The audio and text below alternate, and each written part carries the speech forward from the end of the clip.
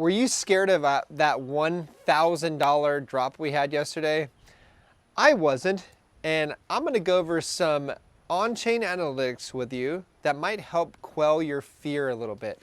And also, I'm going to go over a little bit of macro environment. But first, please like and subscribe. Check us down below for our CT Club, where you get our trade alerts, portfolio updates, and you get to see how we are dealing with this bear market, what coins we are buying, and some of the coins have done freaking fantastic. What has happened here? There's 12.6 million Bitcoin that have been dormant for the past year. So that's the highest rate of coins that have been held for over a year. They are put on cold storage, hardware wallets. This is not just whales that are holding these, okay? This is like average people that are starting to understand economics finally. If you're studying Bitcoin, you're going to learn a lot more than just Bitcoin go up. You're going to learn a lot about economics and a lot of things that are going to affect your life. This is really interesting because this is the highest ever, especially during one of the craziest bear markets that we've ever had.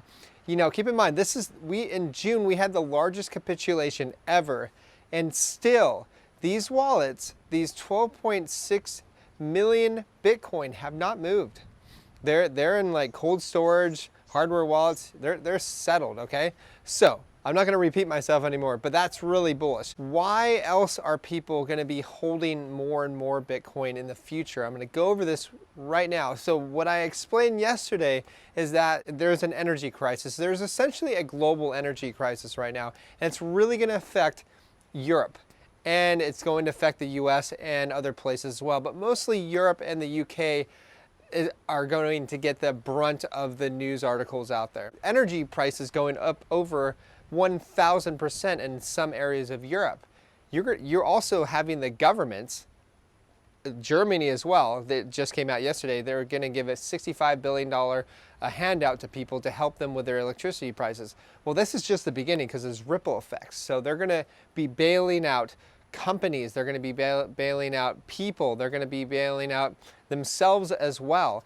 And also they're going to be bailing out energy companies which made bad bets. There's $1.5 trillion of margin calls energy companies got obliterated with. And so who's going to pay the 1.5 trillion, this is trillion, euro?